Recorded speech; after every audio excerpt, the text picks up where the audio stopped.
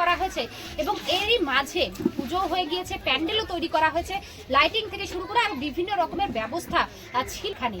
এবং সেই সময় পুজো হয়ে যাওয়ার পর মদ্যপান করতে আসে বেশ কয়েকজন যুবক মিলে এবং সেই সময় বাধা দেওয়া হয়। তার সেই ভিত্তিতেই কিন্তু এই মূর্তি মণ্ডপ থেকে তুলে নিয়ে শিলিগুড়ি মেট্রোপলিটন পুলিশের আশিগড় ফাঁড়ির অন্তর্গত যে মাঝাবাড়ি এলাকা রয়েছে সেখানেই এই ঘটনা ঘটেছে। এবং আশিগড় ফাঁড়ির পুলিশ প্রধান স্থানীয় যে প্রধান রয়েছে ডাবগ্রাম 2 নম্বর অঞ্চলের প্রধান মিতালি মালাকার তিনি উপস্থিত রয়েছেন ঘটনাস্থলে এবং তদন্ত করে দেখা হবে। পুলিশ রয়েছে, তদন্ত চালিয়ে যাচ্ছে।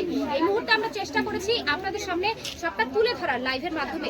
এরকমই আরো বিভিন্ন আপডেট দেখে অবশ্যই নজর রাখুন আমাদের। আমরা বাধা দিচ্ছি, ঝামেলা দিচ্ছি, তখন মোটামুটি ওরা এখান থেকে আবার সরিয়ে অন্যদিকে চলে গেছে। তারপর এরাও সব বক্স যে ছিল সব ঘরে ঢোকাচ্ছে। ঘরে ঢোকানোর পরে দেখে ঠাকুর ঠুকুর নিয়ে যাচ্ছে, এটা টান দিয়ে ছিটতেছে, এটা ঢেলাঢেলি করতেছে। তখন এরা বাধা দেওয়া দেয়, বাস এরা সব ঢোকাই দেওয়ার পরে ঠাকুরটা নিয়ে চলে গেল। আর কিচ্ছু বলা হয় না। তখন ও এক কাজ আসছে, তারপরে ওর মা আসছে, তারপর দাদা আসছে। হ্যাঁ, বাধা দেওয়ার পরেও নিয়ে গেছে বলে কে কি করছে। আর নাম হচ্ছে নামটা অমর অমর সরকার, অমর দাস। বাড়ি আমাদের পাশে। আমরা এই জন্য পাশের জন্য যে আমরা কোনো ঝামেলা চাই না, তুই এরকম করিস না, এই জন্য ওকে বোঝাতে যায়। তো ও জিনিসটা মানতেছে না। এইখানে আমাদের এখান থেকে প্রায় মূর্তিটা পাওয়া গিয়েছে। মূর্তিটা পরে আমাদের ম্যামের প্রধানের বাড়ি যাওয়া হয়েছে। পরে উনি থানাতে ফোন করলো, অফিসার আসলো, অফিসার এসে উনি তদন্ত নিয়ে দেখে উনি বাড়িতেই আছে মূর্তিটা। পরে মূর্তিটা ওখান থেকে ফটো করানো হয়েছে। করানোর পরে বলো তোমরা কি চাও, বলো স্যার আমাদেরকে বলে গেলো যদি মূর্তিটা আনতে চাও তাহলে নিয়ে আসো। তারপর উনি দাদাই নিয়ে আসছে মূর্তিটা। নিয়ে আসার পরে দেখছি গলা ভাঙা, হাত ভাঙা। আমরা না এই মূর্তি ভাঙা মূর্তি রাখবো না, তখন আমরা রিটার্ন করে দিয়েছি। তো এবার আমাদের ইচ্ছা আছে যে বাচ্চারা চাইছে একটা ছোট নাচ গান করবে। এখন এটা আমরা মানে চাচ্ছি যে উনি এটার ব্যাপারে শাস্তি হোক। আমার মূর্তিটা কেন নিয়ে গেল? মদ্যপান যখন করতে এসেছিল তখন তার সাথে কে ছিল? আরো তখন ওই যে শুভ ছিল আর ওরা ছিল, ওরা চলে গেছে তখন। ওনারাও কি এই এলাকারই? হ্যাঁ, ওনারা পাশেরই, আমাদের আশেপাশেরই সব ছিল। তাই এবার ওরা যাচ্ছে, আমাদের প্রোগ্রাম আছে, আমরা এটা চাই যেন শাস্তি হোক, এরকম ঘটনার জন্য না ঘটে। আর আমরা যে মূর্তি নিয়ে গিয়েছিল তার মায়ের নাম কি এবং তার দাদার নাম কি এটা তো বলতে, তো তাদের বিরুদ্ধে কি অভিযোগ করা হয়েছে? আমরা না, তাদের বিরুদ্ধে যে মূর্তিটা নিয়ে গেছে আমরা তার বিরুদ্ধে। ওর মা আসছে, এখন তারপরে মার সঙ্গে চলে গেছে, ওর দাদা আসছে, দাদা গেছে। এখন ওর মূর্তি নেওয়ার জন্য, বাধা দেওয়ার জন্য আসছে নাকি না ওরা ওই নেওয়ার জন্যই আসছে সেটা তো বলতে পারবো না। কিন্তু ও নিচে, আমরা এটার ব্যাপারে যাচ্ছি যে এর একটা শাস্তি হোক। আর এটা নিয়ে যেন কোনো এলাকায় এরকম দুর্ঘটনা না ঘটে। এটা খুব বাজেপ্ত জিনিস, এটা আমরা চাই যেন খুব সুস্থভাবে হোক। পুলিশ কি ব্যবস্থা নিবে এখন সেটা আমরা বলেছি, পুলিশ বলে দেয় আমরা দেখছি তদন্ত করে। এখন আমরা তার জন্য প্রধান আছে, পঞ্চায়েত আছে, যাদের উপরে ছাড়িয়েছি বিচারটা, এরা যেভাবে সুষ্ঠুভাবে হয় যেন না হয় তার জন্য আমরা এর উপরে ছাড়িয়েছি। আজকের দিনটা এখন উনি যদি আমাদের পারমিশনটা দেয় তাহলে আমরা বাচ্চাদের নিয়ে আমরা একটা অনুষ্ঠানটা করব। আর যদি বলে না তোমরা বন্ধ রাখো তাহলে আমরা বন্ধ রাখবো।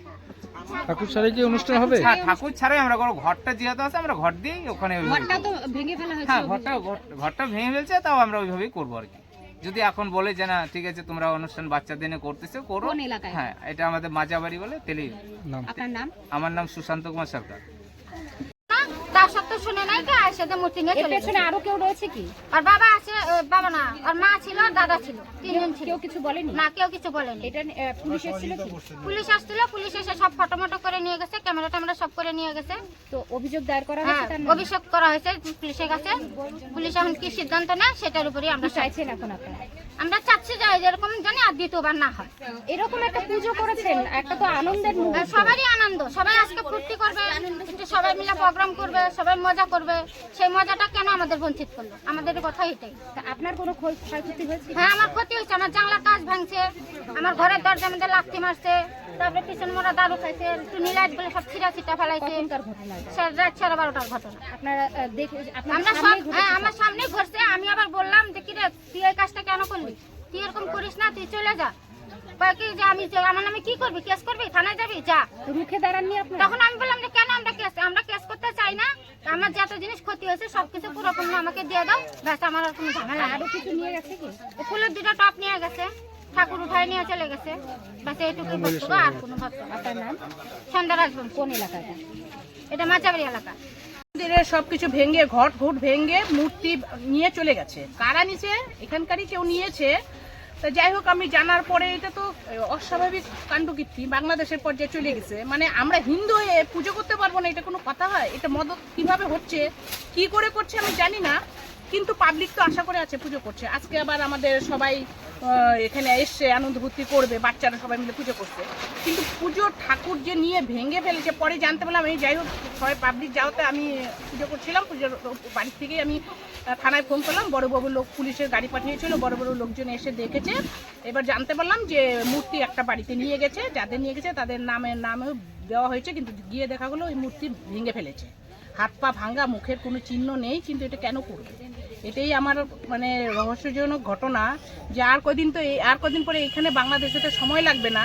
আমরা চাচ্ছি আমরা সনাতন জনে এক হয়ে পূজাটার বিরুদ্ধে এরকম করাটা বেআইনি মনে হচ্ছে। যাই হোক, আপনারা দেখুন কি করা যায়, পাবলিকও বলবে, পাবলিকরা সব দাঁড়িয়ে আছে, আপনারা শুনুন কি করা কি যায়। কারণ রয়েছে এর পেছনে? এর কারণ তো ঠিক আমরা জানতে পারছি না, বুঝতে পারছি না কি করে নিয়ে গেল ঠাকুরটা। পুজো হচ্ছে, সবাই স্বাভাবিক পুজো হচ্ছে, ঠিক আছে, কিন্তু কি কারণ সেটাই তো এখনো খতিয়ে দেখতে হবে। তো কি এই কারণ? নিয়ে কি অভিযোগ দায়ের করা হয়েছে? হ্যাঁ, অভিযোগ দায়ের করা হয়েছে, থানায় জানা হয়েছে, পুলিশ বলছে আমরা দেখবো। আমি বলছি ইমিডিয়েট ব্যবস্থা নিতে, না হলে মানে এর থেকে বড় আন্দোলন করতে হবে। কারণ কি করে আমাদের ঠাকুর নিয়ে ভেঙে ফেলা হয়, এই নিয়ে আমরা বড় আন্দোলনে নামবো। দেখি আজকে থানায় তো বলা হয়েছে, এখন ওনারা বলছে আমরা ব্যবস্থা নেব।